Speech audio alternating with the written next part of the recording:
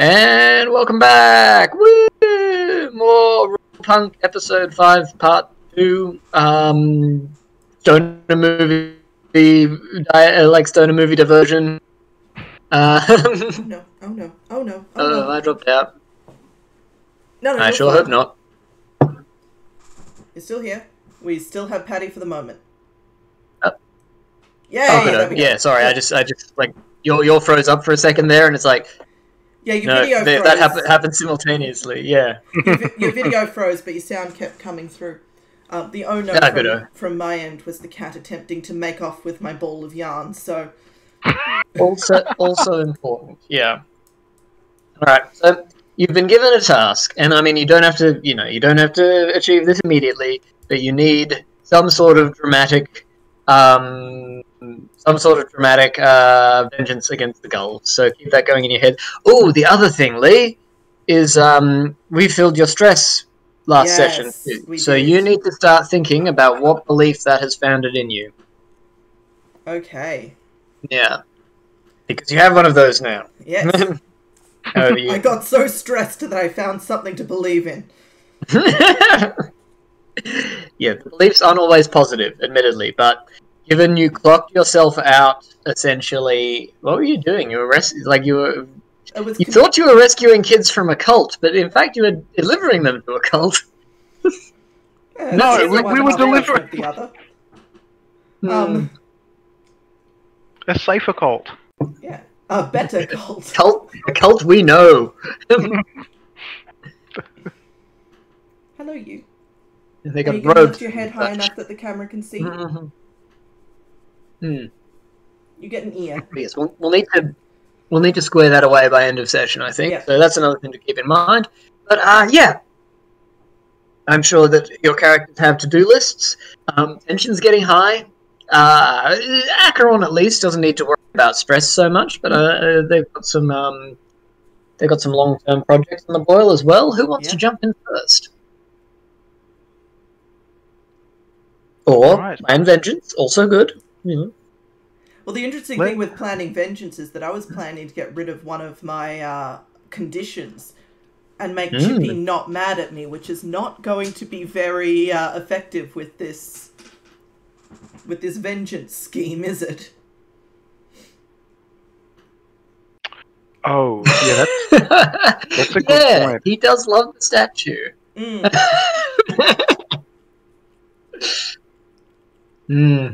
Tricky. All right.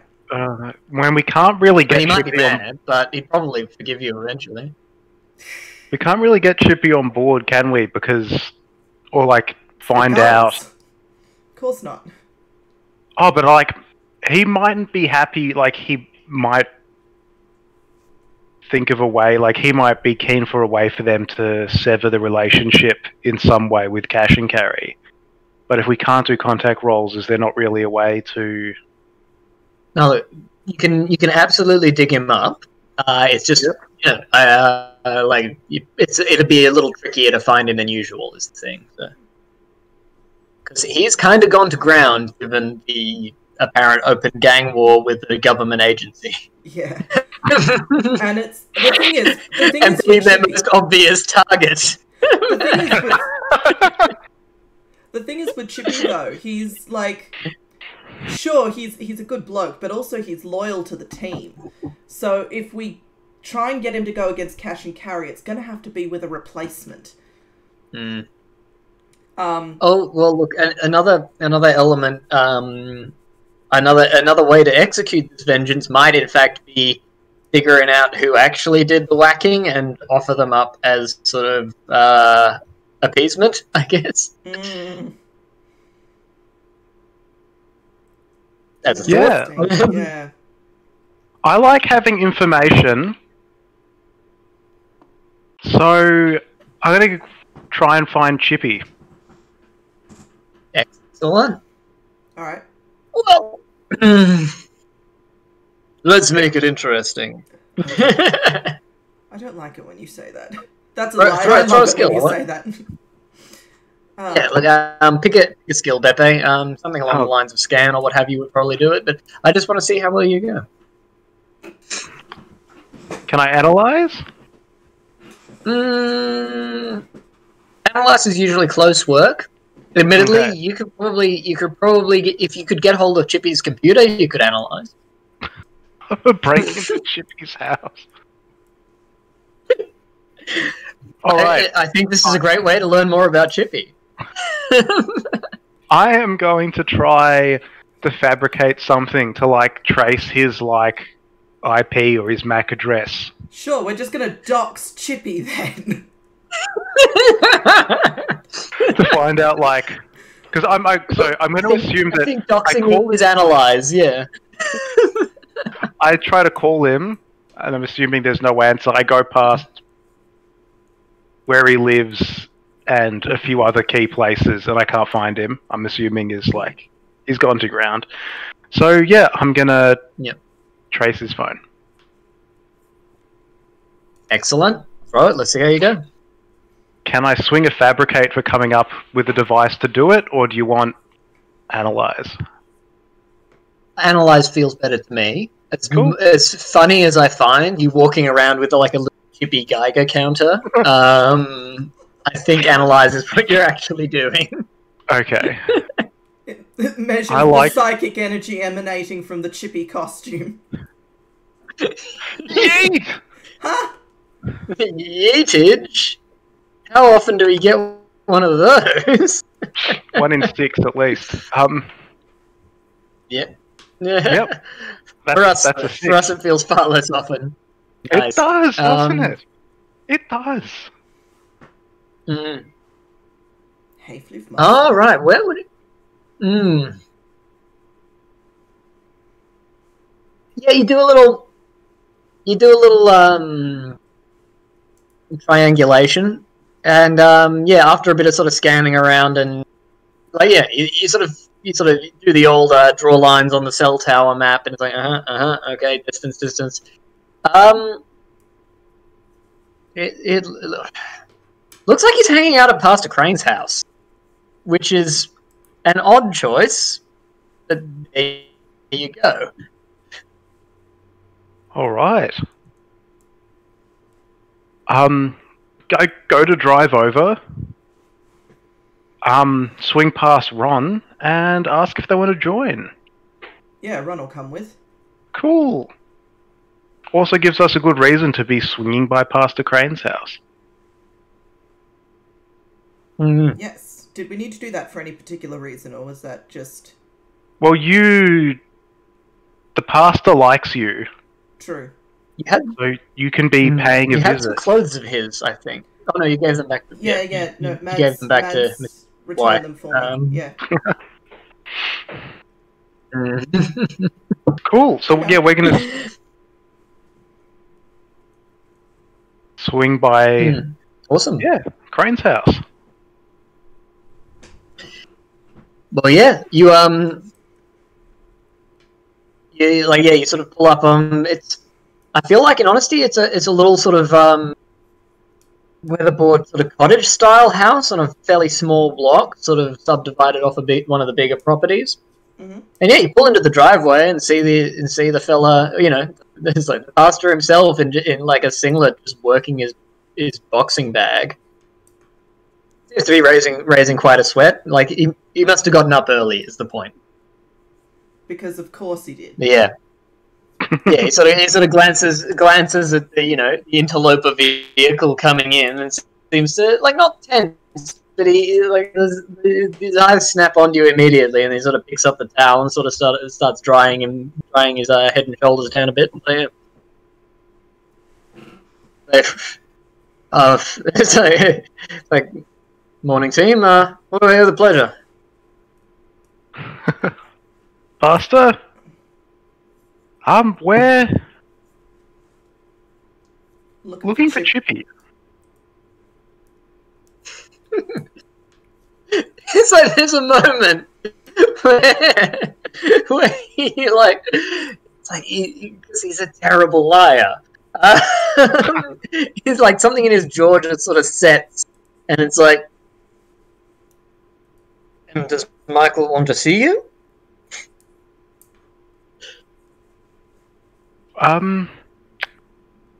Macaron is going to sort of pull the hood down a little bit. Hold up. I'll finish me stitch and I'll... we can imagine it, Lee. It's okay.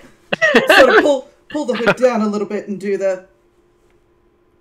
Trying to get the girls out of trouble. And, you know, like, he sort of, like, bites and pulls on one of the wraps and starts undoing it. And it's like, well, it sounds to me that they're in quite a bit of trouble already. What makes you think you can get out of it? Dunno. Gonna ask Michael. Got a plan. Might not be good. He glances over his shoulder at one of the windows, and you can see the conspicuous crack in the blinds. It's sort of like it doesn't shut. Of the the beak of the seagull costume. Oh my goodness! Oh, he's on the lam. Why would he? Cut that. Oh, it's like. I just imagine him in Bart Simpsoning and like, oh I never followed football that well, but the mascot is rather taken to me. No, he sort of glances over his shoulder, and you guess he sees a nod, and he just sort of nods you back towards the front door and starts leading you up the little garden path. It's German. It says sort the agency. The. Yeah, a couple of meticulously cared for rose bushes on either side, like sort of flanking the doorway, trained up the sides there, and yeah, like he pulls off his boxing wraps and glances over his shoulder, looks down the way, and just one last moment of you came alone. Vigorous nodding from under the hood. Good. I mean, he sort of shrugs and gestures. Like, now that he's got the wraps off, like, you know, there's big scars on his hands, sort of gestures over. It's like, how am I going to stop you? I mean, fucking government.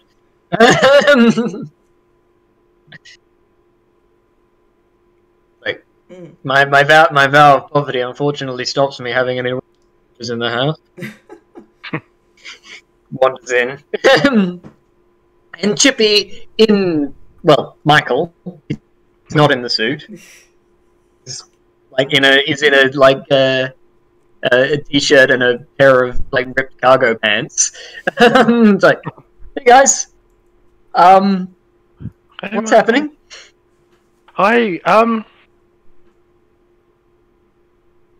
We've come to ask for your help. So. Well,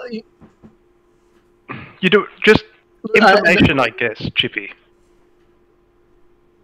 Michael. You know, it's like, look, I'm gonna fully level with you guys. Look, I am in a lot of trouble, and I went to the church for sanctuary. Pastor Crane says I was probably a lot safer here because he's only really at the church on Sunday, and it's Wednesday. You know, it's. So I'm staying at his place. And Pastor Crane's like, he just sort of gestures at the kettle. It's like, tea, like you can take it. Starts making hot beverages for everyone. So I think we're going to be straight up, more or less straight up with Chippy. I don't think we're going to say that we got shanghaied into like a agency office, but you know, like this gang war is not good. It would be bad if it were a gang war, but there's a secret government agency involved, so it's considerably worse than a gang war. And we want to get this sorted. They're out for blood. Is there any blood that we can give them that's not bad? You know, that's like that. Like no one's gonna get. No one is gonna get hurt. Like, is this? Because we're assuming that the Gulls took out Agent Blake because of, you know, the rumor that you know, for like certain, I guess, funding related reasons. Yeah. Do you know of anything that we can give them, or like anything that can be offered to the agency to get them to step back? Because he sort of seems to think on that for a bit, and is like, "Look, the reason I'm currently in hiding, guys, is I'm a very high-profile target, and I fully recognize that. You know, this is not just a bunch of guys with cricket bats wailing on each other in the street, and one side has a lot more guns than the other. I'm glad they're not pointed at me. That's why, and I'm intending to keep it that way." He sort of seems to think to himself. It's like,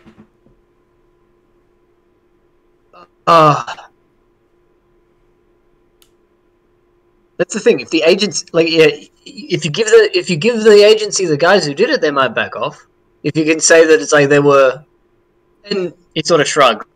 It's like, I'm going to admit, Dougie has been going off the trail pretty often. Probably his fault. I mean, if you can say that the orders didn't come from up top, then they might just. Well, I mean, I wouldn't want to be those guys. So I'm not leaving the house. It's like Pastor Crane, having prepared the tea without asking for sort of milk and sugar levels, puts Chippies in front of him. Thank you. I have a feeling that Pastor Crane knows exactly how Acheron likes their tea. Yep.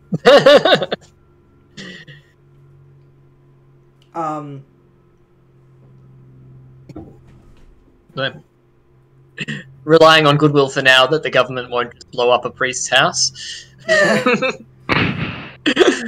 Long odds, but the only odds we've got. Totally a cyberpunk dystopian future, guys. Totally. And yeah, like you said, he sort of shrugs, but you know, ultimately, really, I mean, I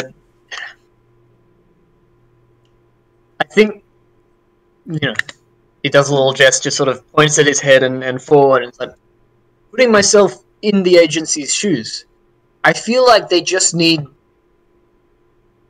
just need to be like reminded of the fact that they're you know, untouchable, even for guys like Cash and Carry, you know. It's like, and they'll try anyway, but as long as it stays quiet, the agency doesn't really care, because it doesn't, you know, it doesn't make them look like dumbasses. So, you know, I feel like either get Dougie, which is probably going to be like real, genuine, you know, a wild strain feral hog loose in the henhouse kind of arrangement, or I don't know what you do. I don't think locking them into their office to embarrass them is really going to work on this one. These guys ain't city council.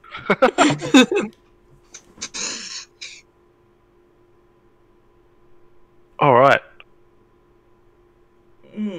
Madeleine's going to thank him for his advice.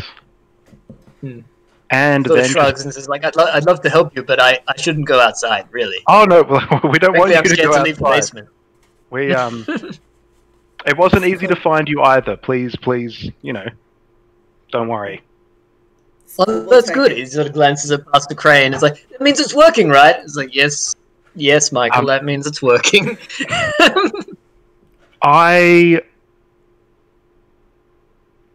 Oh, yeah, wait, back up. I bought Chippy a burner phone. That's good. It's like that. Yeah. That's a very good idea, because if you could trace it, someone else probably could. Yeah, so I bought him a burner phone. I go, Chippy, use this. I'm taking your phone, and I'm going to drop it by your house, because it wasn't easy, but we still were able to find you, and the agency's computers are a lot better than mine. But, Michael, have you been calling people from here? It's like, not anymore. and so for his phone to you. But maybe make some calls on the way out just to confuse them. Thank you. Look, it's the new burner. It's like, oh, sweet, it's got Snake on it.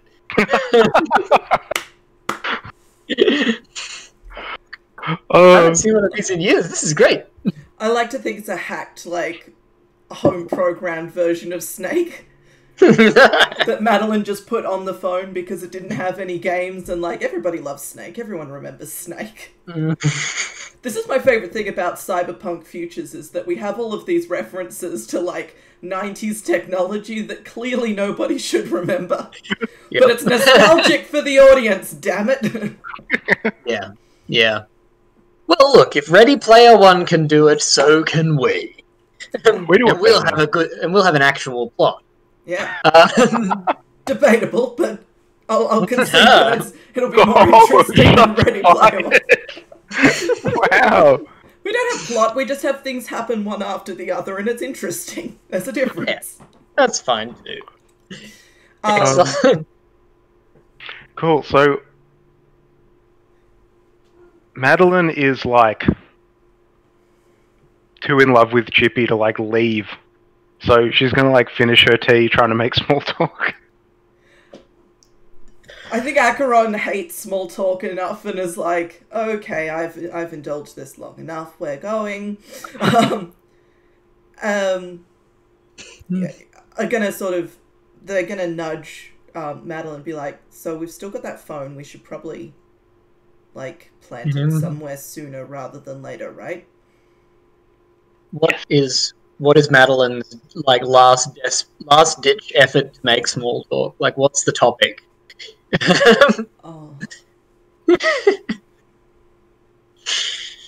Ooh. It's gonna have to be. I'm trying to think of something that's like a horrible blunder. Yep.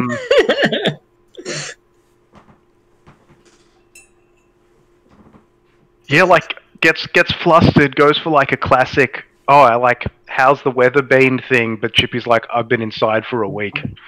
It's like, I gotta stay away from the windows. And Ron's hand just comes down on your shoulder. Okay, we got that phone. Oh, Chippy! I think on the way out the door, Acheron's gonna sort of pause, look like around their shoulder, and then be like, and then just sort of look at the pastor and be like, thanks for the clothes the other day. Sort of, like, gives you a little wave. It's like, oh, anytime. No, we have to look after each other. If we don't do that, then, well, we're just, just broadly, it's like, we're just like them, aren't we? Yeah. And then, like trailing off, clearly about to say something else, but then walks out the door. Yeah. You just hear it's like, good luck, take care out there. Cool. Yeah, he sort of, sighs deeply as he kind of locks the door after you. Cool, so we're going to take Chippy's real phone, drop it by his house. I see you just, like, dialing his grandmother or something and just sort of throwing it into the garden bed. Yeah, maybe we told him who we were going to call first, so he could maybe, like... I was about to say, it's a terrible thing to do to Chippy's poor old grandmother. It's like, kid's been missing for several, like, missing for a day and a bit, and there's stuff going down, then you just... Yep. Alright, yeah, so you dial the local pizza shop and throw it into the rose bush, yeah. Like, someone will pick it up eventually. The local pizzeria, Tino's, because some high school kids switched around the letters on the sign years and years ago, and the name stuck, so they changed it back, but everyone knows it's Tino's. Alright. So what do we do? Cool. You for now, you've given something for the agency to, we see them in their sort of VR headsets, like, so we got a ping. Calling the pizza shop.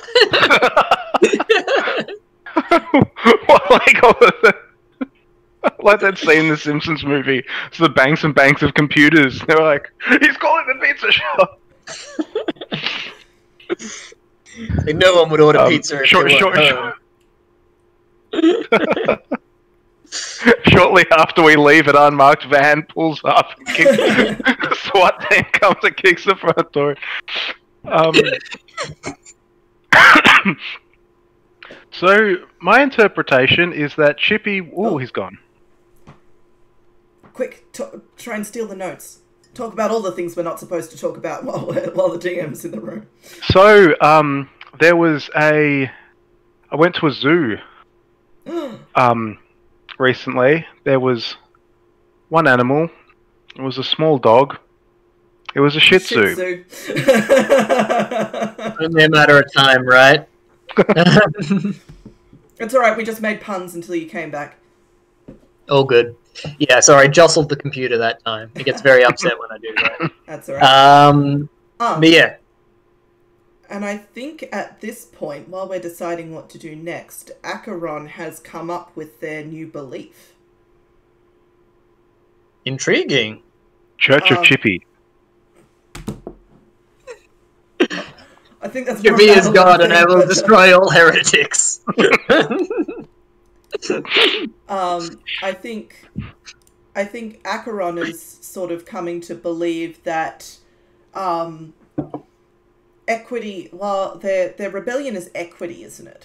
Yeah. So equity is all very well and good, but in order to preserve equity, what you need to do first is look out for your own.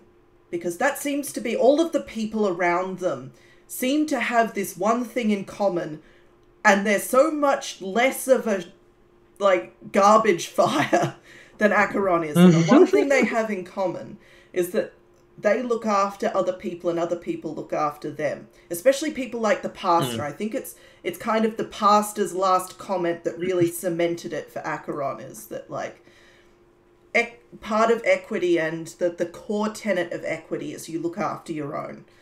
Now, whether this actually translates to actual equity in the long run, would you two stop it? Is debatable, but I think that's Acheron's new belief, is that you get by looking after your own, and that's how you achieve equity. That's fair. Yeah. Look, you can just boil that down to it's like we look after your own first, and we'll uplift the rest later. Like, I guess it's the old what's the word? Can't do advanced mathematics when you're starving. Yeah.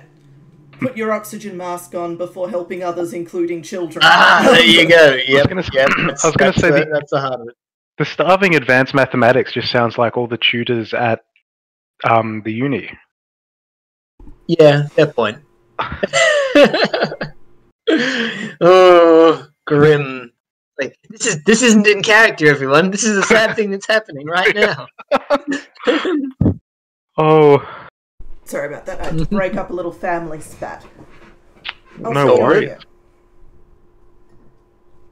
Excellent. So, I feel like Chippy you have an idea. Yes. Go on, yep.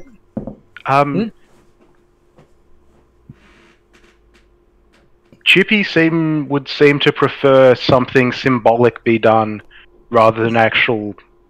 I got the feeling that Chippy was like, look, it'd be hard to bring Dougie in, but he also doesn't particularly want Dougie brought in either. I was wondering whether there's someone that we can frame.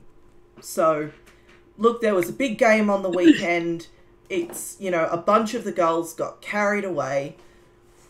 We'll recruit some people to do like a rap on the knuckles for the fans, and it won't happen again, officer. But if that's we can't really rap them on the knuckles, though, can we? Like, it'll be no. Like, if we're gonna if we're gonna give them someone, we'll be giving them someone for them to, like, waterboard, right? Is kind of like... Yeah, like I feel like the only way you guys are going to those guys would get off easier is if you made them if you handed them to weirdly another faction for like public humiliation. Like maybe if you gave them to the city council or something to punish. That's what I was thinking. Is give them to the city authorities, not the agency. Yeah, because like the agency will probably may well end with these guys in shallow graves. City council are less likely to do that, but it will absolutely trash any reputation they have in town. So,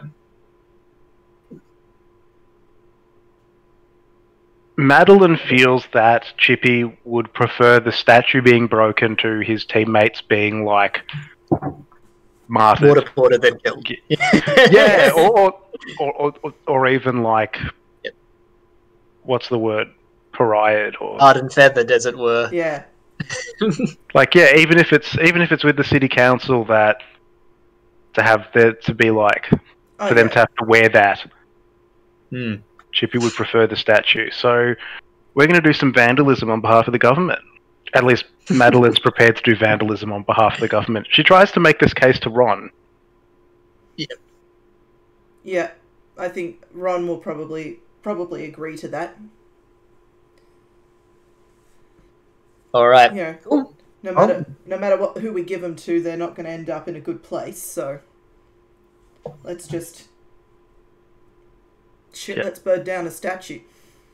I think with the waterlogged pillows from the recent rains, it won't burn too well.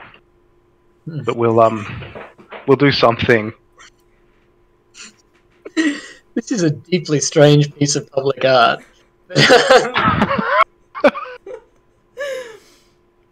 I don't mind, but it's your plan. But yeah, like, did we want to take any sort of recovery type actions before we do our vandalism quest? Perhaps. Maybe before we go break public property, let's reduce the tension. Could be worthwhile, yeah. Cool. Which route do we want to go for that? Are you going to try, like, is this smoothing feathers or are you framing somebody? I'm gonna smooth feathers because I feel like if we can let's say to this, well, not necessarily in so many words, but if we could find a way to get the message to the agency that, hey, just simmer down for a couple of days, a new story's going to come out tomorrow morning that's going to like smooth it all over. Just wait. Feathers will become unruffled, we promise. But obviously anonymously and without actually directly talking to anybody. Maybe how is that going to work out, I wonder? Look, I'm just saying words until things make sense, okay? Okay, maybe ease tension. fine. We're going to go around, do good for people. Maybe help do some repairs for the stuff that's been smashed up in sort of occasional fighting. It's Yep. Break You get to be the and also maybe to be the friendly face on that one. Yeah. And I don't know if it's going to happen sooner or like later after things have calmed down a bit, but maybe trying to find ways to lessen Cash and Carry's grip on the gulls. Like maybe be like, I'm happy to like service like their equipment, like their. So if they've got an oval, they've got like some mechanical waterer thing, and they'll need something. Service, get the taps fixed to their change rooms, do maintenance that's not going to require money, so they're not so. Yeah. That's a super interesting idea. I could sort of see it as a big long-term project, but it could also equally be the goal in like a venture. If you want to try and break up that alliance, that's probably the next quest if you want to be chasing that. Cool. All right, so I'll just go around and fix people's broken stuff. Yeah, there was a bunch of like the main sort of shopping drag got a bit trashed. Someone test. It's quite a few days later now, I think, as you all have taken a bit of time to, get some sleep and tape your wounds shut. It's like someone did get it in their head to do a drive-by, but there was no number plate on the van, so no one knows who it was.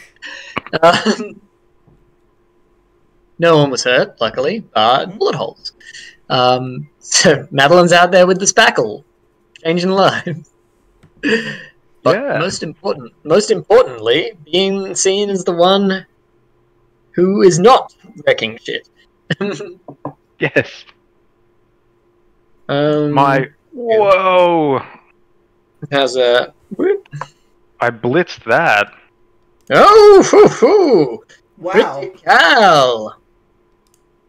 I figured the action roll would have been fabricate, unless I got my terminology wrong and it's just a 1d6. But either way, I'll pick either one of them. Yeah. Yeah, look, that works. No, look, 2 6s is critical success, so woo-hoo-hoo. What do you think specifically made you the town hero? Like, geez, that's something. Wowee. Oh. Unexploded ordnance. Oh, yeah. Jeez. Oh, wow. That'd do it. Like, I don't know, there was like an unexploded hand grenade in like the kids' playground or something. I don't know, like.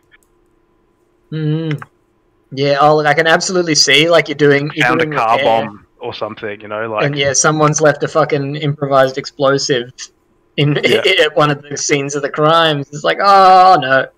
What's that mysterious ticking noise? It's like, like none of you work with like modeling clay, do you? Okay, I'm just gonna cut these wires.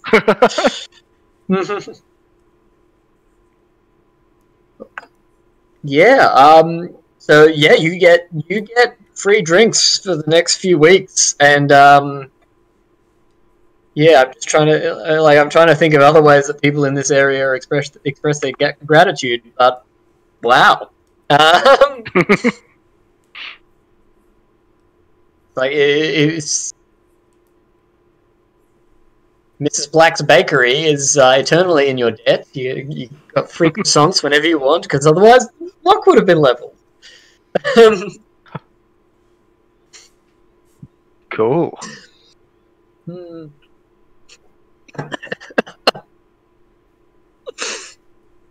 You just leave with these bits of dismantled bomb in the back of your car. It's like, another day.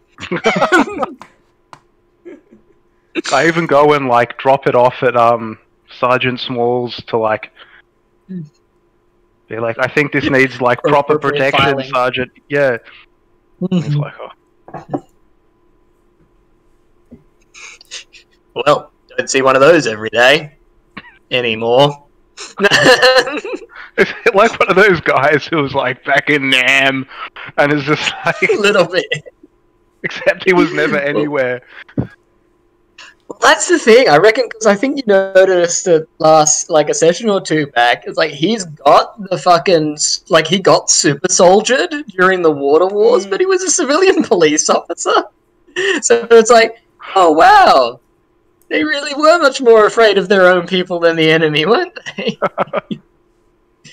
He's got some of the like creepy fucking RoboCop augmentations. But yeah. He didn't ask for this. Yeah, he flips a little switch and his voice goes that way. He's got like the Adam Jensen sunglasses that just like come in from the eyebrows. Yeah. You would not believe how hideously impractical these things are. I've got a bug stuck under one. Can't get it out. Oh. So yeah, massive props to Madeleine there. Wow. Cool. All right. All right. Lee, did you have something you wanted to be working on in the interim? While your gang mate is off disposing of bombs. I was going to I'm just thinking. I think I will do some odd jobs not to ease tension, but to gain favours. And yeah, the odd jobs that Acheron is going to do is probably Acheron's gonna maybe do a little digging for Abby with the unslaughtered, you know. Sure. A little bit of poking, a little bit of prodding, and ask a few questions, hang out with it for tea, and report back to Abby what they find out. Nothing sort of invasive or anything like that, just a combination of keeping it company and getting some information for the people who know what the heck they're talking about. 100%, yeah. Go for it. Stress yourself for favours. Yes. Alright. Well, I've got a bit of stress Weirdly, at the moment. Yeah, I know. Weirdly, what you're doing is spying on your new roommate. A little bit. Well, Madeleine's new roommate. Okay, so... Yeah. I'm going to do that with Connect, which is 1 die. Mm-hmm.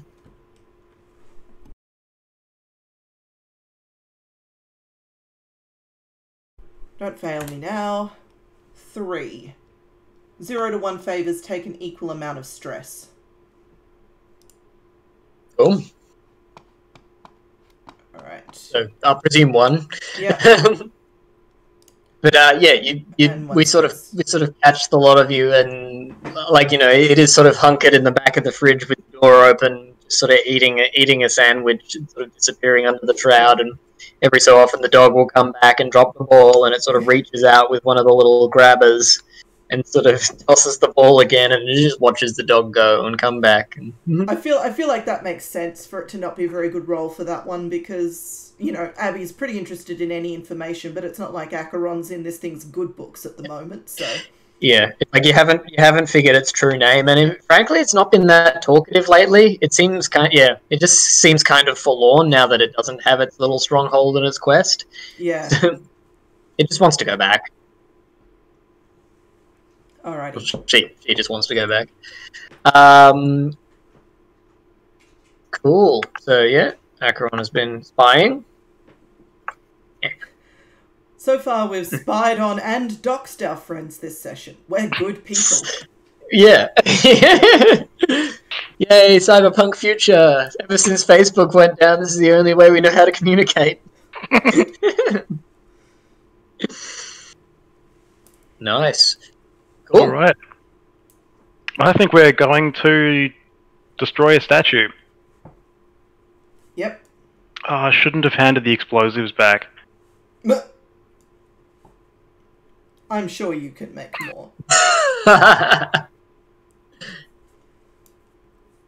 Alright. Yeah, look, I'm going to say, for 1, the statue will be protected. For 2, it's pretty solidly built. So you're gonna wanna hit it hard. What's the plan? Definitely. Had a couple of nice sunny days of We can flash back to you switching that out for actual modeling play if you like. Sergeant Small doesn't know the difference. Quite possibly not. He's the freeloader for a reason. Okay, so... I don't think we can fight our way through a bunch of rugby players. Or even rugby hooligans. They're probably as tall as, like, 2 Madeleines standing on top of each other. A little bit. I also kind of love that we've got, like, this Dungeons and Dragons-esque ranking system for rugby criminals. It's like, at the top, you are captain, then player, then hooligan, then runt. Oh. Somewhere off to the side is manager. That's like the wizard. I was about to say somewhere off to the side overseeing all of them is Chippy, but and then his mascot. No one knows what Chippy does exactly. Bard? Yeah, probably. Yeah. He did it. They did their war dance with the 2 mascots did their dance at the punk concert. So yeah. All right. We'll assume senior religious figure. Chippy has 3 levels in cleric. Yeah, Chippy's a multi-class bard cleric, yeah. Jazz hands for Jesus. Oh, God. I am so surprised that isn't a real 90s campaign from one of the churches. It might be. I don't know. It may well be, yeah. If anyone grew up with those earworms, let us know. All right. So, what's your approach? When I say protected, it's more that it seems that the Gull's contingent of hooligans just largely uses it as a place to hang out. Okay. So they're not like patrolling it. No, they're not patrolling it. They're just hanging out and like drinking heavily. Someone set up a barbecue. Of course. Yep. It has the ubiquitous Woolies sausages and the and onions. Yes. Yep. Yeah. Onions are burnt. The Woolies sausages aren't cooked through. Salmonella factory. But yeah, so they have essentially set up a fucking roustabout camp around the statue. But what do you reckon? This sounds like something that them all being asleep right now could fix. Provided we turned off the barbecue as the first thing that we did after, like, putting them to sleep.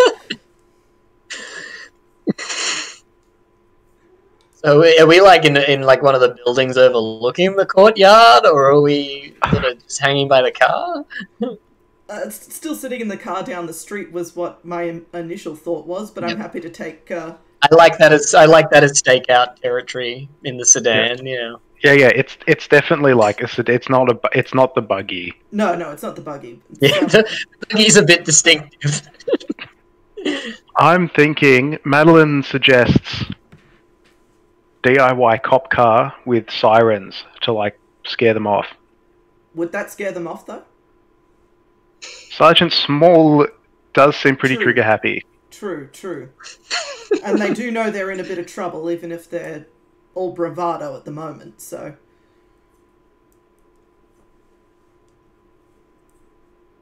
It's worth a shot.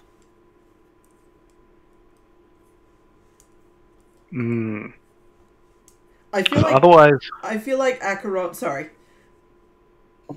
But we either have to fight them... I was going to say, like... I don't like your odds for trying to engage them in direct street battle. No. I mean... Yeah. Admittedly, the fact that on average you all do have an inventory full of explosies, it's maybe not something you want to be deploying in a civilian space. The old countdown to role-playing group becomes war criminals game. Yeah, and we probably... Madeleine's worried that Acheron will kill them if they try to put them to sleep. I was about to say, Acheron's probably turned around from the window and said, I could put them to sleep.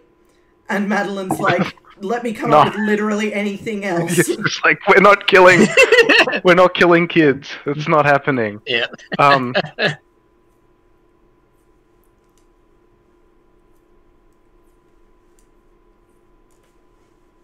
Why not? Why don't we I'm gonna make a cop car. Alright. Yeah, look, I reckon given your technical aptitude, making a sort of imitation siren and, police lights isn't that hard. It's like you probably have that in the back of the car. Enough gear to pull that together. It's like, I need to get the gels just right, otherwise it's not the right kind of red. They'll see right through it.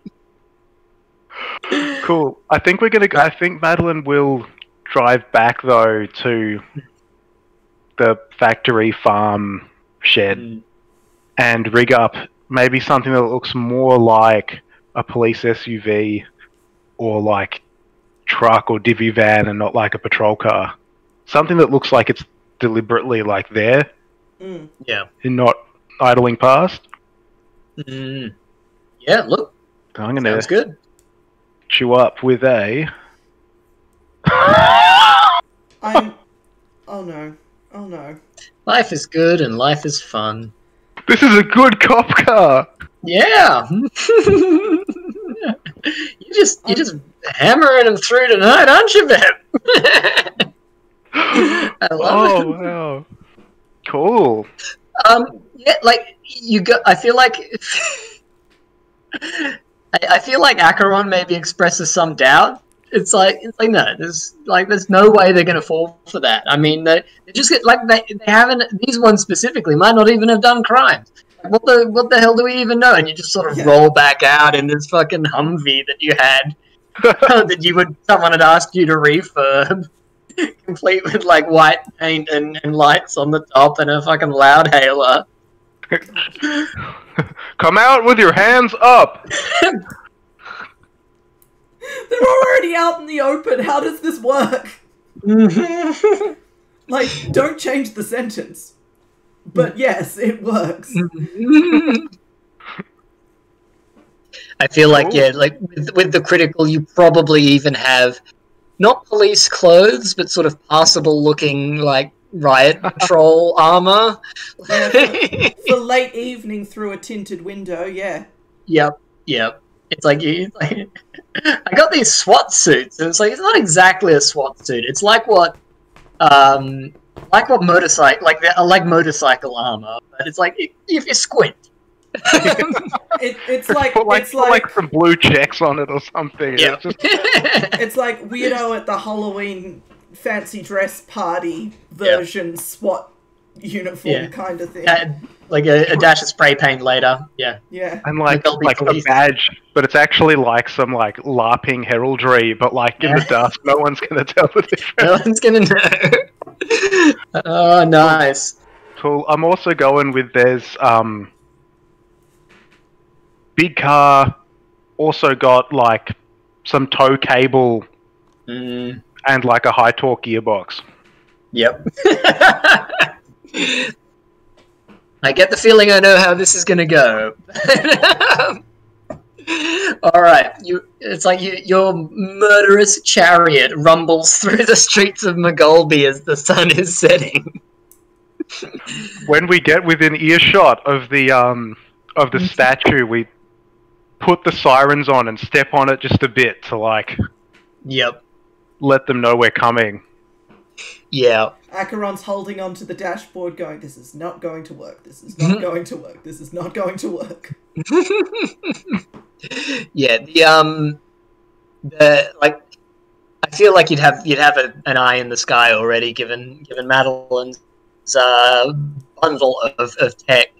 But it's like, you just see, it's like, as the sirens go up, some of them leg it immediately. Like, it's like, oh, I'm not sticking around for this. A couple of them sort of look at each other thinking, it's like, the hell? That's, like, that doesn't sound like Small's patrol car. They turn around and there's a Humvee fucking like... Yeah, you hammer on the floodlights and you engage the loud hailer. What's your message to these people who have yet to abandon their barbecue? You know, on the in the passenger seat, Acheron sitting there slightly stunned, and the shoulder squirrel goes, "Roads? Where we're going, we don't need roads." You are all under arrest for the I'm gonna have like pre-recorded and like change the voice so it's not like the voice of like a 5'2" like you are all under arrest for the attempted murder of a federal officer. He had like either in direct involvement or being party to. Yeah, like it's I feel like you pulled it off a movie or something. Like it's a deep, gravelly kind of police protagonist voice. There's even like some distortion on it, like applied in like the post. Yep. Inexplicable American accent, yeah. Yeah. So, look, you're writing your crit here, but it's like, did you want them all to flee? Because I feel like, in honesty, some of them are going to drop their weapons their hands on their head. I wonder if those ones aren't dragged away. If you want to live, run! And just start firing blanks out the window. Yeah, I like that. You pop the top and just sort of fire wildly. It's like, I order you to disperse. I'm not sure. Go on. Maybe we do just cuff some of them. I do kind of love the idea of you just hopping out and you shrug at each other and like put down a visor, and it's like you just cable tie him. There's definitely cable tie. Madeleine always has cable tie. Yeah, just cable tie them, like push them like down in a pile somewhere. So you've captured a half dozen of the gull's leg breakers. One of them shouts, "I have rights! I want to see my lawyer!" Your lawyer's not awake yet. We'll get him in the morning. Yeah, so while they're all like tied up, or like they're all like tied and like, I reckon while they're all cable tied with their hands by their backs face down, you could even like run a rope by all their hands so they're all tied together so they can't really roll over. Mm. And then, yeah, pull the statue down. Alright. It's like, what are we gonna? We can't like actually arrest them. Yeah, you just sort of shackle the end one to something so they can't get away. Or if they get away, it's fine. Like, yeah. I guess we don't want to see. We don't. I reckon we cut the cable ties after and. No, you have to leave them there because if we cut the cable ties and let them go, they won't feel like. That'll be sus. Yeah, but what's the story when we want them to run in the morning? Is it like, the statue was pulled down. This is clearly just local badass super cops knock down statue. Well, the thing is though that like, what's the original intent of this? Was to get them to run a story that's like riots in McGulby, linked to local football team, might expose rumors about like. That was what we were doing. We were hitting them in the getting the cash and carry people to lean on them to stop being so rowdy. If we leave a group of them cable tied, we're just going to incite more rather than calming things down. But if we let them escape, it becomes like things have escalated too far. Now cash and carry feel they have to get involved, otherwise they're gonna, that was my thinking. Unfortunately, I thought we were just doing, like symbolic violence. Yeah, I think unfortunately, Operation Destroy Statue. I don't know that it was ever going to be a de-escalation. I think it was more of a giant fuck you for beating our agent. Exactly. It's not a de-escalation, but the goal was to get cash and carry to be like, shut it the fuck down, as opposed to like, I don't know. I might have been reading this wrong, but. An alternative presents itself is that you walk them to the city council offices and claim that they vandalized the statue. It'll be more of a slap on the wrist than claiming they shut up the agency. Or, like, you could literally parade the statue through the streets, like, dragging it around, too. I mean, I think, it is meant more, like, this was the alternative to mass violence, was a sort of symbolic shutdown of the club. So yeah, look, I think I think that's achieved either way. The fact that it was done by people who appeared to be police officers, isn't that far off. Because I mean, like, it would just assume they were working with Sergeant Small or the agency more broadly.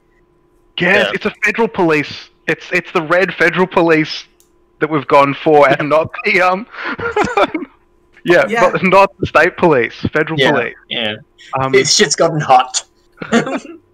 Why they drove one federal police arm around to destroy a statue with pillows attached to it, I don't know.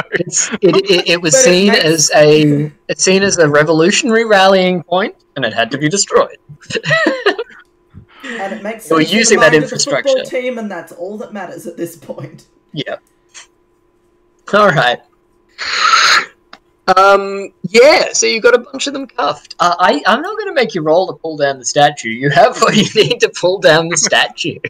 It's made of pillows. How hard can it be? Well, I feel like the pillows were an attachment. I feel like the middle is like steel. Like it is actually a statue that people have just been hanging things from. In sort of a weird ritual offering kind of thing. But yeah, like it's like the steel core kind of screams and the tires sort of squeal against the tiles, and then it collapses and sort of lurches after you. So what do you do with your hostages and their fallen banner? I feel like you leave. Maybe we didn't tie them all together because maybe we actually want them to see it being destroyed so they can like word of mouth it. You just left them propped against the wall. I just made them watch. Ron's there with like hanging with like some rifle pointed at them. Liberation Industries, we're not good people. It's a prop gun. It's a prop gun. Yep. No, I just love the idea. It's fucking got the little orange tip on it. I've taken it off. Oh no, I just love the idea that it's like you're. Oh wow, this is the thing. It's like, yep, impersonating police to execute their symbolic art, making them watch. Yep. Let me know if there are weird noises coming through from my end, because the cat's awfully close to the microphone and I can't hear if she accidentally smashes her face against it or something. Yep. As an intimidating power play, that absolutely works. Cool, yeah, so we drag it off, drag the statue off. After dragging the statue some distance, we, like, let the cable go and just leave it, like, mangled somewhere. Maybe leave it mangled in front of the stadium. Something kind of symbolic. Yeah. You just sort of drag it until it falls mostly apart and then dump it. Yeah. Like, dump it in the fountain they've got out front. That's a very Canberra thing to do. Yeah.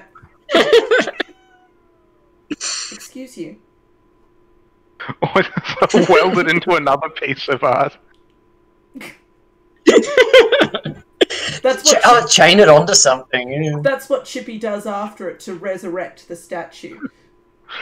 We can destroy it and then get the favor from Chippy by helping him to rebuild it. That's some Ring of Gaiji shit right there. I just see like you'll sort of drag it, you dump it in front of the stadium, you fire some blanks in the air and give it the finger, and just their manager in the sort of box, because of course they got a box facing outward for some reason. It's just sort of glowering down at you, saying, "No, this will not do. This will not do at all." As you drive off in your fucking Hummer. Cool. Take some bizarre back streets to get it back into my property without anyone noticing this. Australian Federal Police, like paramilitary humsy. I question your use of the phrase "without anyone noticing." Camo paint. I was gonna say, like you're sort of glancing around. You check your satellite map. It's like, shit, there's got to be a way that we can get back without anyone spotting us. And you just sort of drive past like one of the open backs of the unmarked vans. It's like, let's drive on. Yeah, is it good enough that the agency, with the double crit, it's good enough that the agency actually think it's the real deal, right? And no one's like... Yeah. Look, the amount that they do that is sort of off the books bullshit, I think you're in the clear for that. So I will, and I mean, this would normally come like at the end of the session, but so I don't forget, I am marking a grudge for the Gulls. Given what you just did. But I feel like that... How do they know it was us? They'll figure something out, but it's more a matter of them being like generally pissed. Oh, okay, most of the actions they do are either against the town or like helping themselves. So it's okay. important for my sort of action economy, but yeah, like usually that would hit later in the scene when we assess. It's like, did you really upset anyone? And it's like, yeah, dragging their fucking commemorative statue through town and dumping it in front of the headquarters. Yeah, it's petty, but it upset them. I also just love that the clandestine, or like the semi-legal government agency, this was their big plan. This is like what this is what they wanted. Like you believe it was. You. Oh, that's a good point. We had the same dream, but we're not sure. We'll put it down to government psyops. Oh my! Brilliant. So I guess how do you hide the Hummer now that it's kind of a hot vehicle? Let's repaint it. Fair enough. I've played Need for Speed Carbon. All you need is just to paint it another color, and you're good. I mean, it's not like you left number plates on the damn thing. It's like, we made just fake ones for it, and I just melt them down. And I'm sure I've got a smelter. Just into the fire.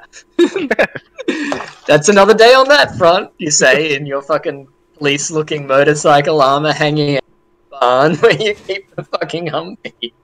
Yeah, like repaint it, take all like the weird paramilitary shit out of it and off it. And just hope I don't have the same brand of cable that we used to tear down the statue, just like lying around. But no one's able to investigate it. Sergeant Small's not going to be able to piece anything together. Yeah. It's like it was at least partially his conspiracy. I mean, anywho. I also love that in the last season, or the last mission, we were ostensibly doing something for Sergeant Small, going behind his back and dragged his son along. This is how we roll. It's a very small town. We've tried to make it as hard for ourselves as possible. To be fair, I don't get the feeling that Sergeant Small and his son are necessarily on speaking terms. Yeah, I was going to say, not necessarily as hard for you, but the biggest fuck you to him. Which comes back to being hard for us when we get shot at later. Yep, little bit. So, with that fucking... Do you want to add anything to that last little fucking major quest before we take another little break and tie off our downtime? I think I wish I had something else to add, but I think that's it. Okay, cool. We'll take another 5. We'll come back. And we'll wrap up the session, I think. That was amazing.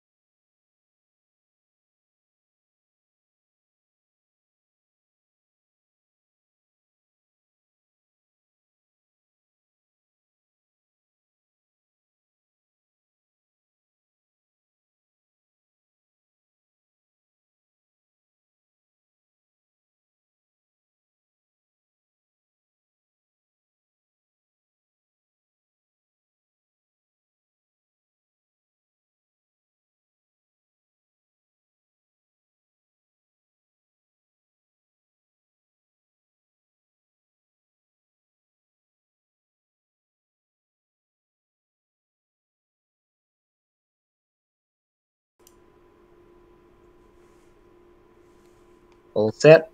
And we are back, Super Team. It's Liberation Industries, Whimsy and Metaphor, Ruralpunk time. Part 3 of 3, I think. Yeah. Yep. Downtime shenanigans continue. As, yeah, I guess you spend the next couple of days, like, teaching the unslaughtered how to work a paint, like a pressurized gas paint gun.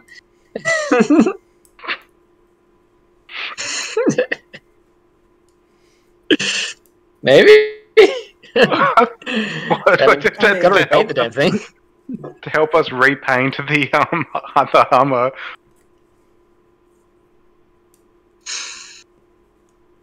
It's lonesome. It could use some quality time. Oh. Cool. So with that spectacular show of superiority against one of the local factions, good job. How do you reckon you follow that up? Like, yeah, things are still kind of tense, but yeah, message delivered loud and clear. At least you have your contact. People are starting to come back out of the woodwork. I feel like Chippy is probably still mostly sleeping in Pastor Crane's basement. Mm-hmm. But you know, like he's actually had time to talk to his folks now, so that's nice. Acheron would like to recover because they have 2 conditions. Sweet. And I think the way they do that is, you know, the pain's one thing, but they're still feeling guilty about messing with Chippy. So I think they're making a point to kind of keep Chippy company and maybe even actually exchange words with Pastor Crane once in a while. Horror of horrors. But yeah, they're gonna, you know, text Chippy when they can and maybe swing by for tea a couple of times and like make sure that Chippy knows what happened and why, and Chippy knows the truth of everything. And yeah, I kind of imagine the two of you. I don't know if Acheron's the kind of person to play video games, but like maybe in the basement there's like a ping pong table or something. Yeah, Pastor Crane's definitely more of a ping pong than a Wiimote kind of pastor, I think so. Neither Chippy nor Acheron are particularly good at it, but at least Chippy has hand-eye coordination. Yeah. Well, especially with the way your fingers are at the moment. Yeah, hanging out with those guys is actually probably pretty good, like physical recovery as well, as the pastor is a known exercise nut. But he's known to actually move on occasion. Well, yeah, and I mean, he's sort of trying to rebuild things with Chippy. It's like, you look, man, you're totally gonna hear that the cops did this. It was us. Yeah. We did it. But you can't tell anyone, because if people know it wasn't the AFP, we're back to square one. Dougie didn't get waterboarded. Yeah. It's like, you know, I feel like this is a very sad occasion and a scar on the face of our town, but also glad he's not dead, so that's nice. And given what happened to Acheron last time they tried to decrease their conditions, they're going to spend 3 favors and roll a dice pool of 3, because I don't want to end up with 3 conditions. Come on! Having said that, I know exactly what's about to happen, and that's. I was going to say, let's see if Bepe's burned all our luck for this session. It could have been worse. I think that shaves one of them off. Yeah. Yeah. So I'm going to go with still injured, but has patched things up with Chippy and is no longer feeling guilty about kind of being a bit of a terrible person to him. So.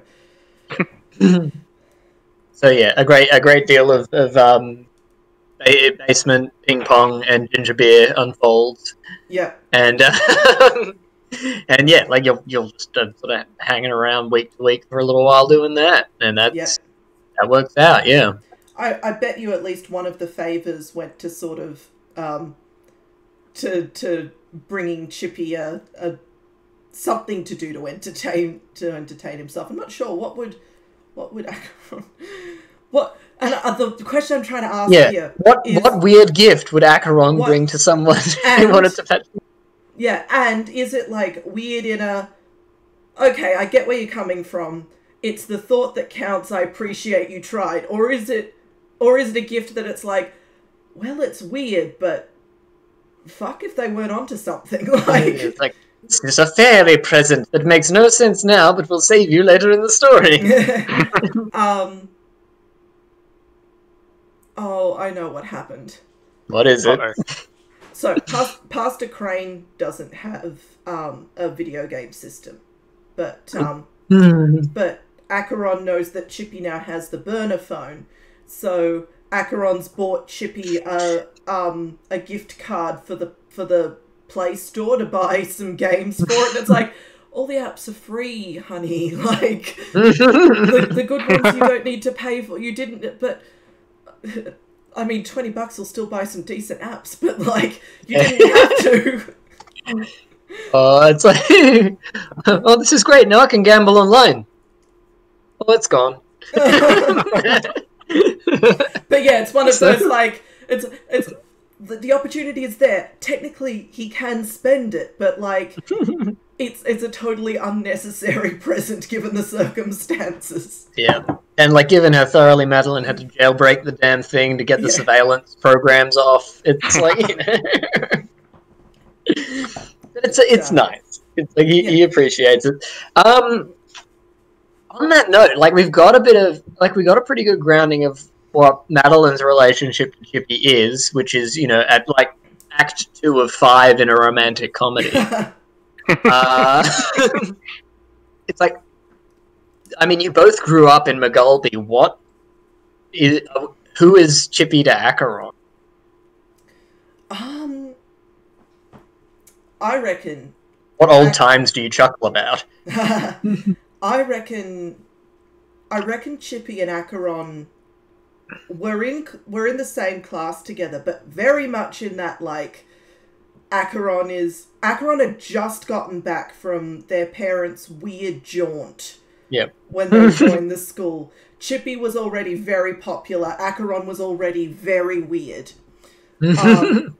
But it was one of those weird things where Chippy couldn't necessarily be friends with Acheron because nobody was friends with Acheron. Like, why would you be friends with Acheron?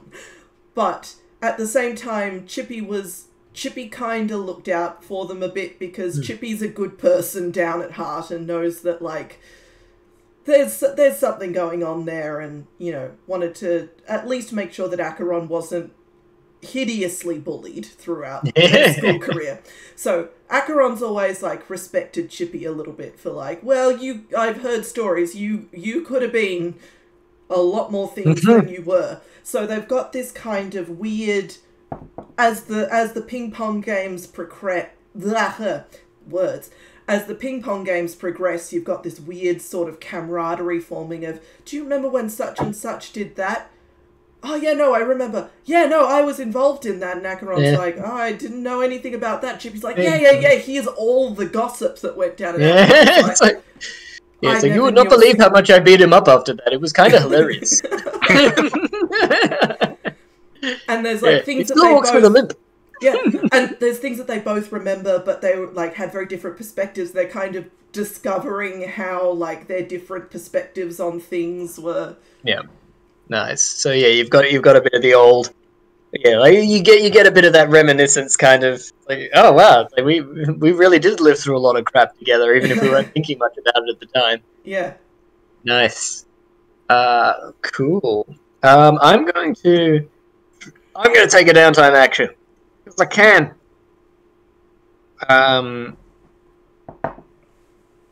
Because I have so many grudges to play with, and they've just reinvigorated. So yay. I'm going to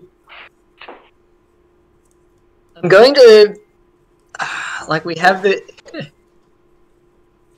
I feel like we get a little cutscene in the woods of Middle Maggie just with did I call them? I'll get my notes because their names are actually really bad X-Files jokes. It's like, it's Muller and Scully, the two Institute scientists. It's like sitting around a campfire, and she's telling a story, and it's like, and I mean, it worked out all right in the end. I mean, we had to cut his legs off because they were right stuck in the ice, and the ice wasn't moving. I mean, it was really a matter of bonesaw or have them broken off by the ice at that point. So, I mean, really, I am nature. But I think the point of it all, coming back around it, and, he sort of glances over her shoulder as there's a rustling, and it's like... And, Scarly just sort of rises to her feet. It's like, I know exactly what that is. And Maggie's like, it is not a Sasquatch. They are not native to this region. How many times do I have to... And, like this pair of sort of glittering eyes sort of breaks the tree line, and like a sort of blue three-fingered hand kind of grips the branch, and you've got this creature sort of like bathed in shadow, and it sees Maggie and sort of waves, and she's like, hi. So I'm going to jump into the chat room, and I'm going to roll a couple of dice, because she is continuing to assist the Institute, because, I want to give them a fighting chance against them being just wiped off the board while they're still a Tier 1 faction. We'll see how that goes. It helps a little. And it lets me move those down a bit. What can I say? I've taken pity on one of our faction. So yeah, like they're stuck out in the woods, and they start chatting with what we might know at the meta level is one of the Billion's emissaries. Mm. But for now, we'll just call them Toad.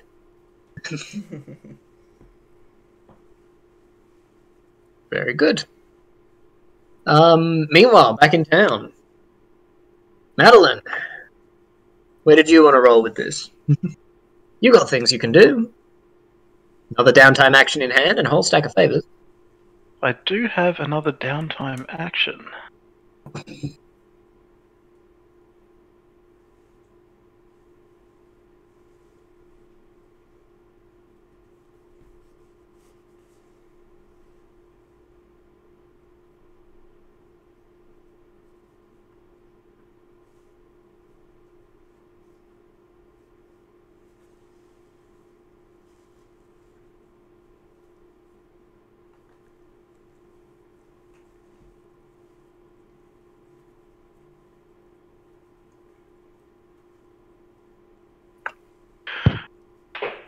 Madeleine is going to... So Madeleine is still pretty shaken by the amorphous water goat poisoning thing. Yeah, Project Selkie, yeah. So Madeleine is going to start a long-term project with the aim of understanding how well contained it is, because she feels like this is still a threat that's very much present. Mm-hmm. And so he wants to research, maybe wants to try to find out to like how involved, like, I guess whether it occurred, whether it like was found and was being studied, or whether it was created, and a possible like longer term containment strategy. I was going to say the question of was that the only one? That's a good one too. Look, I'm basically, unless I need a consequence in that regard, I mean, I'm not going to breach the container you made, because like you worked hard to do that, and it's like, yeah, you made a good container. We can assume that the people who asked you to do that are checking in on it occasionally. But yeah, like if you wanted to know where the hell that thing came from and if there are more of them, that sounds like a really interesting research project. Cool. So, yeah, I'd call that probably a 4 o'clock. Cool. All right. Hmm.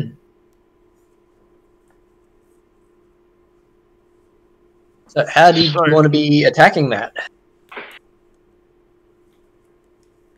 From memory, Madeleine got a whole lot of documents from it. Yeah, you were able to boot up the computers long enough to sort of strip some of the hard drives, yeah. Yeah, so she's going to be pouring through that to try and find leads. Excellent. Sounds like a plan. I'll hit it with an analyze. Nice.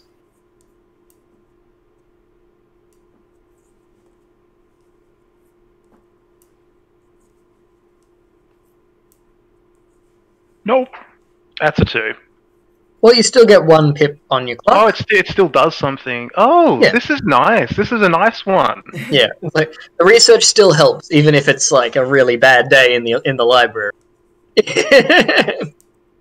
Cool. I don't like die or something. Awesome. Yeah. Like in this case, it's just very slow going. So yeah, you just like, and I'll plug this in, and surely I'll find the data. Holy crap! That's like they really did take a lot of notes, didn't they? 80% of this appears to be schedules. Excel spreadsheets with approximately 6 formula errors per sheet. And just, like, no key as to what different columns mean. Yeah. Yeah, some macro that won't run on my computer. Yeah. Yep. Yeah, files that don't make a lot of sense. Really awesome vintage version of Snake. What do you do with a government supercomputer? Nice. I love it. That's cool. I am going to take another action because of the people you've upset. Alright, I think we get a little cutaway of, like, on the outskirts of town. Like, the farmers in pajamas now wearing day clothes are on the doorstep, like, talking to Sergeant Small, pointing at the wreck that was their big shed that has been dragged most of the way down the way. And, like, you know, he goes to the metal, he sort of kicks it, sort of goes to the road, and his eyes do, like, a little focus thing, and it's, like, we get his eye view of, like, the little reticule sort of scanning the ground. You know. Nice. It's a Robocop. Yeah. Tie a match, and it's like, for fuck's sake. So, he is going to roll his 3 dice of grumpiness. Uh-oh. To try and hit you all with another entanglement, because they can do that. And you've really you really did work hard to upset him this session. So he stays upset. And Lee, would you like to roll this entanglement for us? Oh Christ! All right. So luckily the 1d6. 2d6. The tension is now a lot lower. 5 and 4. Nice. Thanks to Madeleine. Do both of those happen, by the way? Like, is that 2 things? Oh, okay. So the higher one, yeah. Okay, cool. All right. Downward spiral, you say?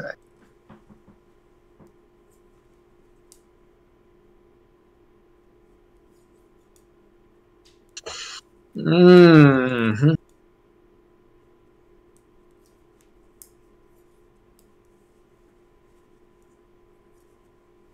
Wow. I feel like, alright, downward spiral. Sergeant Small, you know this contact is a bad influence on you. Like, yep. Like, we got a pretty clear idea of how they lead astray, but, why are you two so attached to them? He did threaten to shoot me. Like, I kind of have to do what he says. I was going to say, but, like, why, like, you two are counted amongst, like, probably the most dangerous individuals in the community. Outside of the main faction. Like, I mean, he is Robocop. Yeah. I guess the other thing is, like, he's a freeloading douche, but also, like, as the only, like, police officer, he does have considerable power and can make our lives, like, absolute hell. So we have to toe some kind of line with him. because I guess the other thing is like we're not generally well liked enough to be like, hey, help us, even though the police officer wants us in jail. You know, there'll be a lot of people who would be like, look, you two have, you know, even the people who kind of like us would be like, look, you guys have really stepped in it. Yeah. You know, they knew wouldn't what he be. was like. Yeah, I don't feel like there would be a lot of people risking death by RoboCop for us. Yeah, and I'm interested. I'm kind of interested to see how this goes because there is, because of the nature of our original bond, Acheron. I can see that Acheron might feel some sort of weird, not attachment, not actual but obligation, because Sergeant Small has taught them a lot of things and has all misguided and ham-fisted as it is, did genuinely attempt to take Acheron under his wings. So there's this weird sort of tension between, I never wanted this, I never wanted you to be this person for me, your advice is terrible, and you shoot people, probably. I hope not. Maybe you do. Oh, God. And also, you've never confirmed that he's ever shot anyone. Yeah. And since also, he got here. Yeah, and also that weird, but should I feel more obligation than I do? Because there were all of these things that, I didn't want them and they were useless, but he did go out of his way. And, where do I reconcile these two, conflicting opinions of this person, kind of? Yep. That's an interesting thing, yeah. Cool. So, now, once again at a meta level. Okay. Yeah. All right. So he sort of gets back to his office. We see him sort of clean up in the. He removes the lenses. We see him clean up in the bathroom mirror. His eyes sort of refocus, and he's like, okay, all right, just okay. Taps his head. The sleeves are rolled down to show the weird circuitry patterning on his forearm. It's okay, this is fine. Okay, easy. Just go and do it. Okay. But we see, as he's sort of talking to himself, over his shoulder, there's a sort of silhouette, sort of hovering, vibrating, a sort of figure, buzzing away in the background. If you'll excuse me a moment, I don't think anyone else is going to get that doorbell. Okay. Live, everybody.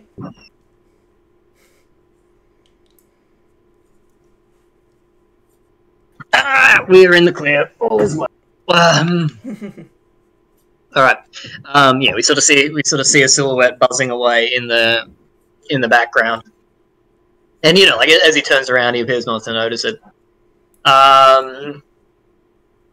We see him driving the car, and glances up in the rearview mirror, sort of looks back down, and in the back seat there are two of these sort of figures.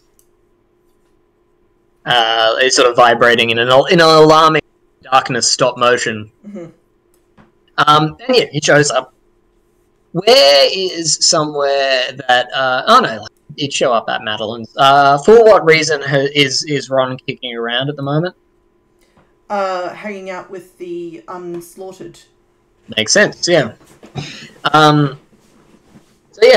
Sergeant Small, he just walks up the driveway and knocks on the door. Cool. Quickly close door to the... He's going to be waiting there a while because, it's a fairly big lot of land with, several buildings. So he's, he's probably rung the doorbell, no one's answered, and it's, going for a wander to see which of, the sheds we're at. Which buildings we're in, yeah. Being accosted by dogs along the way. Yeah, we hear the dogs, and then we're like, oh god, put Cyber Sheep back in the fridge. Yeah. What a genre.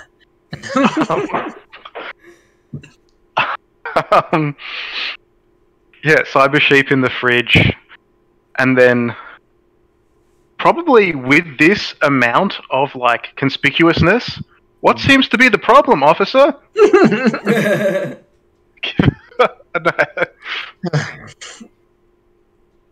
Where is it, Madeleine? So Madeleine's going to try and lie. This is gonna be a 2d6. Take the lowest. Where's what is going to be the That's a start. Yeah. Let's see how much you trip over those words. Hey. A lot. Great deal. Take the lowest, isn't it? Mm-hmm. Yep. Oh yeah. Okay. Somehow I let him. Somehow I like. Is it a sheep or a cow? Sorry. It's cow-like. Yeah, Cow-like. small. But yeah, probably about sheep size is not a bad point of reference. But yeah. Yeah, I somehow make some kind of like blunder and let him know that there's a weird livestock on the property. Yeah, like you sort of stammer around it, and it's like he sort of holds up his hand. It's like, no, look, it's Shut up. not details, but like trail of magnetism leading to your house. Kind of hard to miss, kid. Like, what are we dealing with here? Seriously, this is not. And he's sort of rambling about how this is not something for you. We need specialists. We need animal control on this shit. And you see a couple of these silhouettes sort of lurking around the fence line. And like Acheron, hearing the voice of the shoulder squirrel saying, "Every breath you take." You sort of glance up on top of the barn and you see another one of these hunched sort of simian almost kind of figures, and like the flickering shadow kind of breaks to reveal a sort of point of light, an eye focused distinctly on Sergeant Small. Okay. It does not take a genius to know that like the upset members of the Billions are maybe watching very closely as to what he is intending to do next. Yeah. You have a couple of options. You can hide him, or you can try and pay them off if you've got a couple of favors handy. Yeah, it's like this.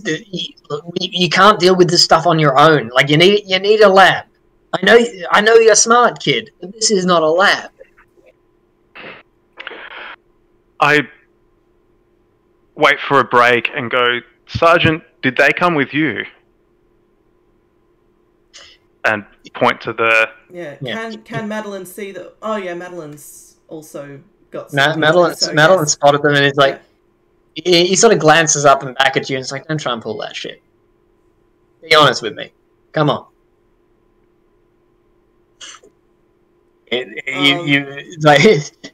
Acheron at least would notice that, yeah, these sorts of things, broad daylight, he should have been perception filter. Using psychic fuckery. Alright, Acheron's going to make a very ill-advised attempt to salvage what little credibility they have with... Or not scrape together what little credibility they have with Sergeant Small left. And sort of... And what lab, Sarge? The Institute's full of, whoever they can hire. The agency's going downhill fast, It's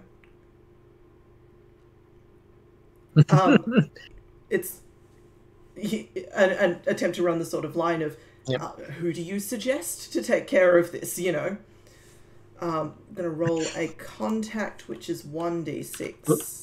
Yeah, I'm not worried about your argument at the moment. Once again, the shoulder squirrel continues to sing the police. Yeah. As a sort of almost scorpion tail postured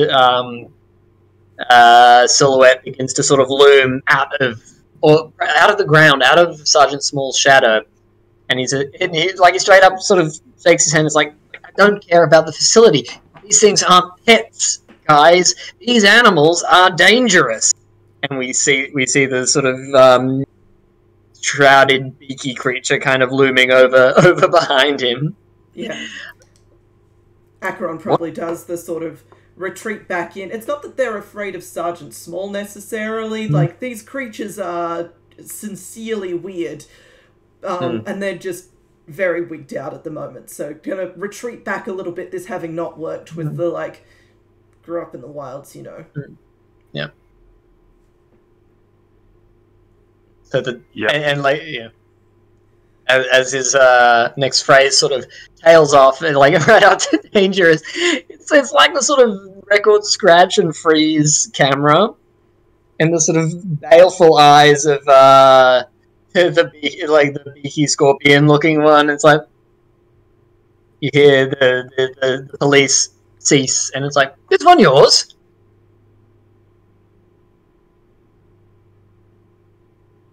Ooh. So, just clarifying, this is the scorpion now talking to Acheron. Oh, 100%, yeah. Okay, cool. Just making sure that I didn't have that wrong. It's talking through the squirrel. Yeah, don't have a mouth. Yeah. Which one?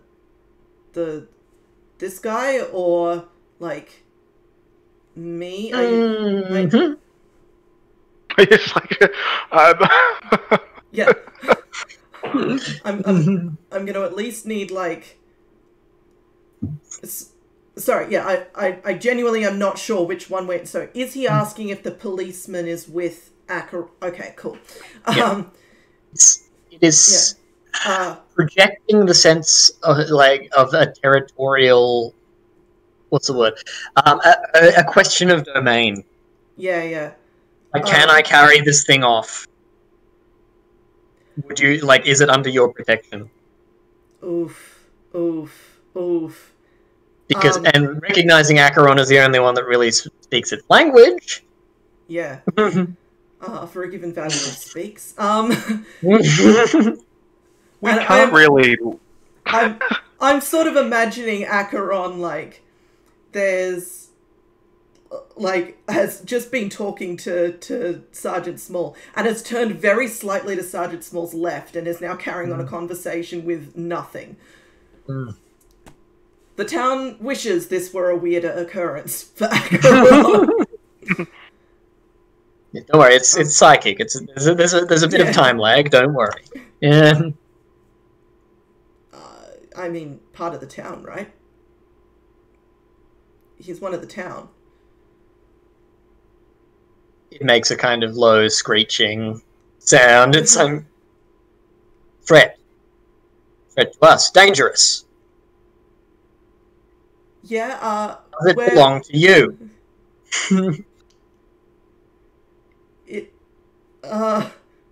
So once again, like your options. Yeah, your options in this scenario are whether you want to hide him, protect him yourself, or to give them something they want. In that's favors. If you've got two favors, you can make them go away. But I've only got the one favor at the moment. Is the thing. I'm throwing that one out to the table. Okay, so we can combine. You can work together. Yeah, cool. It's a team one. Acheron's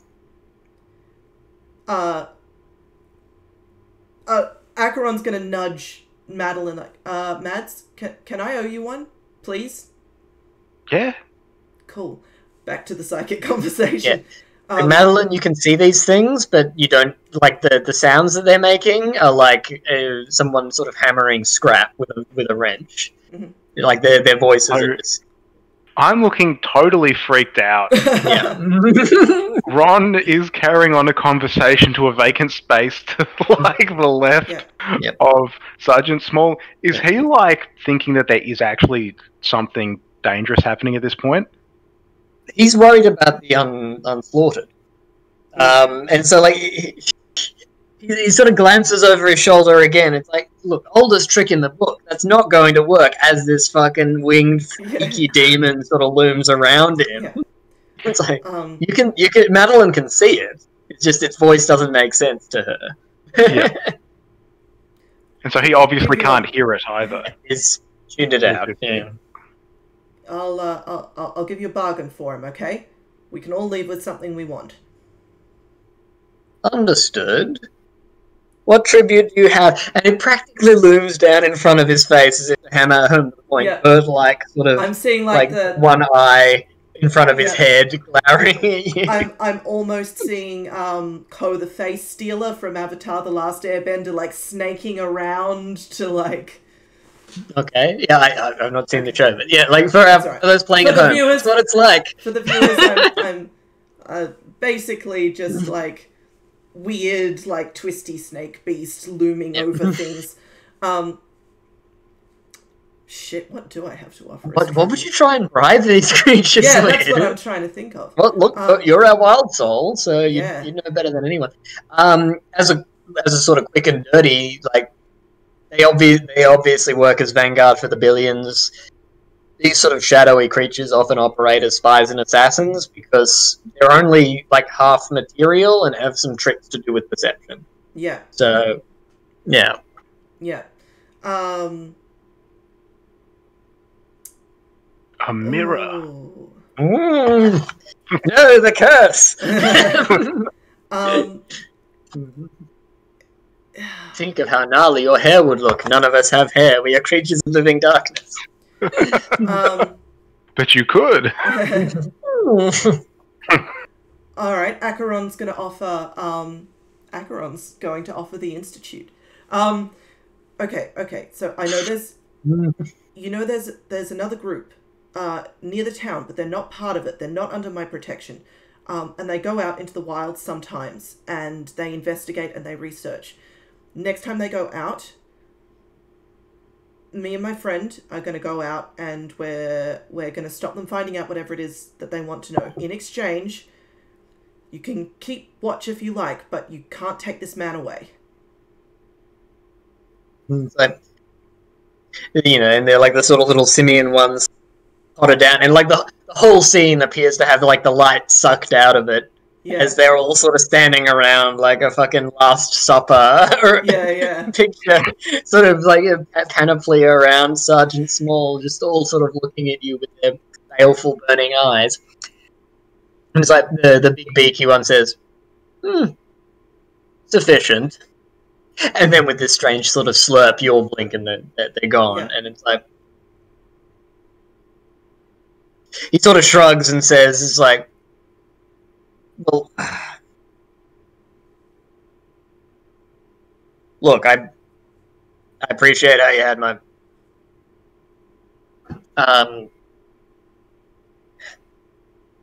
be careful, all right? And sort of kicks a can on the way out and wanders off down the hill.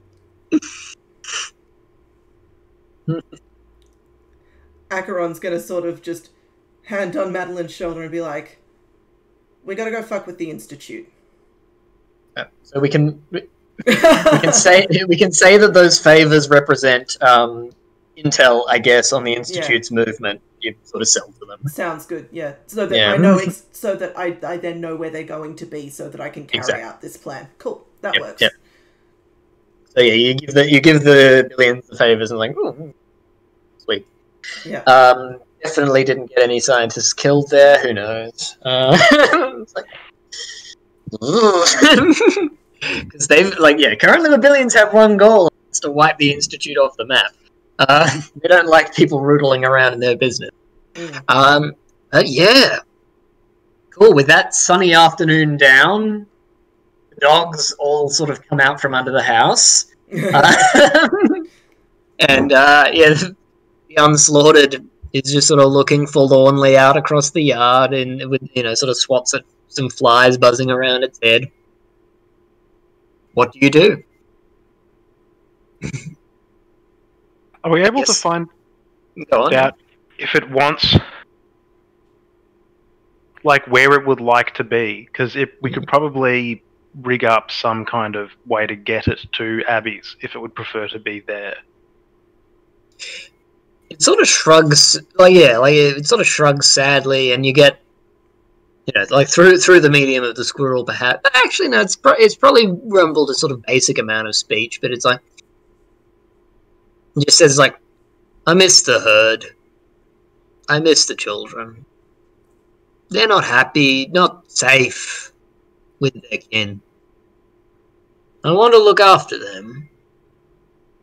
They need me. So let's invite the kids over. Sort of nods slowly. Yeah. And like set up a meeting place, maybe. And it's like you have plenty of space here. They would be happy. clearly not getting the idea that this is not forever. Okay, I'm definitely going to try and get that across. Okay, but what if though? Yeah. What if Madeleine were to set up a weekend metalworking class, and the kids from the herd could go around to Madeleine's ostensibly to screw around in the workshop with someone who's done their qualification in soldering or whatever it is, and they could come visit on the weekends. I like it. We just need to be able to convince the unslaughtered that their children will leave. Yeah. Yeah. Work in progress, but maybe that could be a project for the next couple of sessions. It's an idea, yeah. It's like communicating the idea of the 7-day week of this creature is tricky. Yeah. But I reckon we could probably, given it, I'm just looking at the time. We might end that scene with sort of the Madeleine and Acheron looking at each other like, all right, we can see what we can do, and then like panning back from the big scrap yard, and a dog chases a ball across as the camera pans back. Yep. Nice. Well, what a session. Yep. You did a lot. You got a new roommate. You knocked down a statue. You upset the local football club. And that's our downtime. Yeah, this is a downtime session. Like, still plenty of adventures. Anyone who thinks that downtime in Blades is boring, don't get on that. There's some serious shenanigans going on here. I think yeah, you do sort of need to give it the extra time to get it to sing. But yeah, I guess look, we can do that XP round end session if you fancy.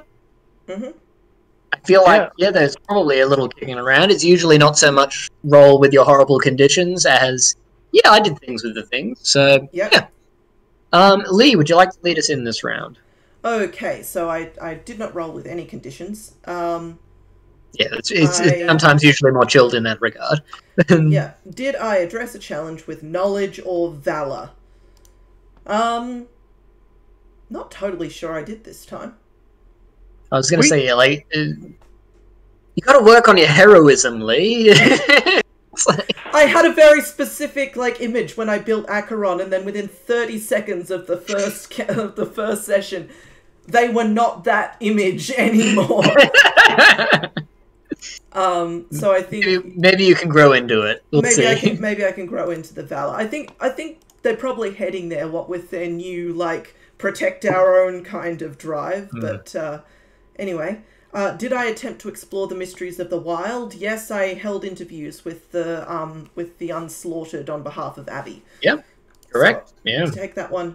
And I looked after Sergeant Small, who is technically one of my own, even though I could have easily let the things take him and keep the unslaughtered safe instead, which was what was also going through my head at the time. So we'll say... Yeah, I was going to say, it's like, should we just let him eat him? It's like... Yeah, it's... the grudges would still be in play on a meta level, but presumably by the agency who are after you from there. But, exactly. But, unfortunately, if one of your contacts is removed, it's really hard to make a new one, and you need them down the line. Yes, that's the meta.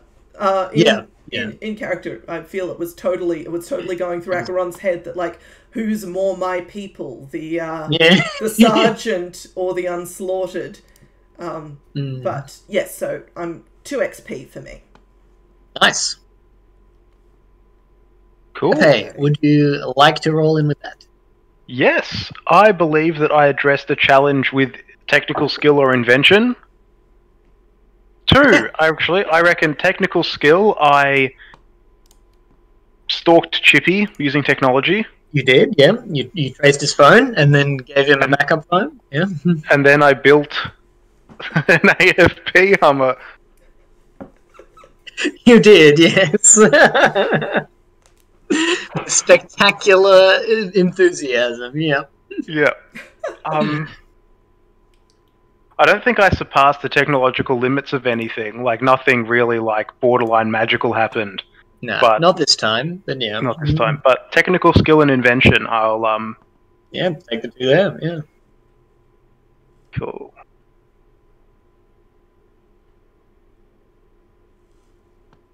Oh no, Numlock's not on. Dun, dun, dun. There we go.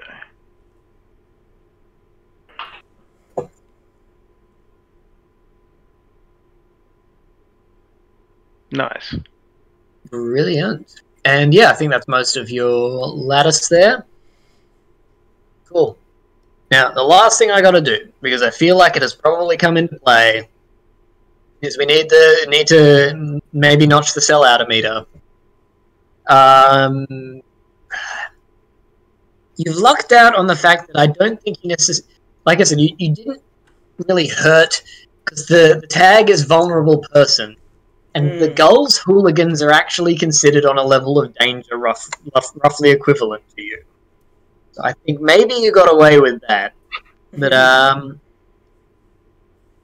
feel like you maybe get a dot against Anarchy because of that time you spent impersonating police officers and tying people up. Even if it was to do an act. I was about to say, mass vandalism. At what point does the chaos caused outweigh the fact that we were pretending to be police officers when we did it? It'd need to be a lot of chaos, and yeah, I mean, the fact you did it at the request of admittedly wildly misled government employees, but nonetheless. So yeah, like you were teetering it. Yeah, and I don't think we really made up for that. Yeah, because it was chaos, but it was chaos in service of yeah. Yeah, that's not. So I'm gonna drop you a long one, but so you're teetering on the edge of that first break point. So next session, be really good anarchists, is what I'm saying. Good luck, us. Do we need to start arguing over interpretations of the literature as well, and then like gatekeeping people based on which Russian they haven't read? I worry that's sort of enforcing the problem. But yeah, look, I think I look, depending on your own like the in-game interpretation of anarchy is essentially like, are you dismantling power structures? Are you enforcing power structures? Are you investing in individuals? Like, the positive is, did you invest in an individual or a community to help them against these power structures? So it is actually a really simple answer. Good luck. Like, not like real world anarchy. It's like brothers and sisters are natural enemies, like anarchists and communists. Anarchists and other anarchists. Oh, there is so in Northgate on St. George's Road, just as you enter Northgate from like the south through like North Fitzroy, there are these bunches of apartments, like big apartment complexes, and smack bang in the middle of them is this anarchist like bookshop that's refused to sell, and so it's built around it. Yeah, it's like two like 10-story things on either side with this tiny anarchist bookshop in the middle. No, it's too good. It's like they stuck it to them. I also love it as well because by not selling, they would have been like 10 apartments or something that they could have built in that whole like vertical and back space. It would have cost them millions of dollars to like not been able to buy that property. Like, that's so good. Yep, that's the kind of spirit we need. It's like, I guess you could do a thing, or I could do this very simple action to destroy it. It's like, turns out the action, your high and mighty actions are actually incredibly fragile. But no, that was a super wild session, and yeah, like I had a good time. That was wild. That was excellent. Not sure how many downtime sessions involve impersonating the federal police. To vandalize a statue covered in pillows. Oh, he's gone. I forgot it was covered in pillows. It happens. I think it happens about every hour and a half. It's on a timer. I remember, maybe if I just try logging off during the breaks and jumping back, it won't freak out. But yeah, wild 4-8 downtime session. Like, you know, like, how often do you impersonate the police to destroy local architecture? Not often enough. Yeah. It has that kind of American Graffiti-esque kind of shenanigans level too, I think, which I think is actually quite appropriate for Ruralpunk. Like the sense, like, why are you going to do this thing? It's like, well, it's not the most effective thing we could do. Craziest idea. It's like, yeah, does it involve not having to, like, kill someone or rough up, like teens? Or above all, deliver a clean and clear statement that you don't actually believe. That's where things get real tricky. We're flexible on that one. A little bit, yeah. Like that's the fiddly stuff. We'll figure it out. Oh. Kitty break. Yeah. Yeah, look, I think that went rather well. Yeah. I guess I'll do the sign-off. We can have a little debrief if we like. This has been Liberation Industries in collaboration, once again, with Whimsy and Metaphor, testing out, playing the playtest edition of Cascade's Ruralpunk, which you can find at ruralpunk.net. I am Patty. I usually live at liberationindustries.net. All the various connected Twitter accounts are all on there. .net, somebody already got the .com. Thanks, Dessa. If either of you have a plug to do, now is your chance. I'm Lee Cope. You can find me at whimsyandmetaphor.com or the associated Twitter account. I have books. You should read them. Some of them are free, some of them are not. Get them all. Watch this space. Super keen for that, bud. But, yeah, with that, have a wonderful night. Get out there, knock down a statue that offends you. I'm sure you've got your reasons. We do not condone impersonating police officers. Yeah. Oh, no. We can't actually agree to that in real life. No, this is fantasy, everyone. Although...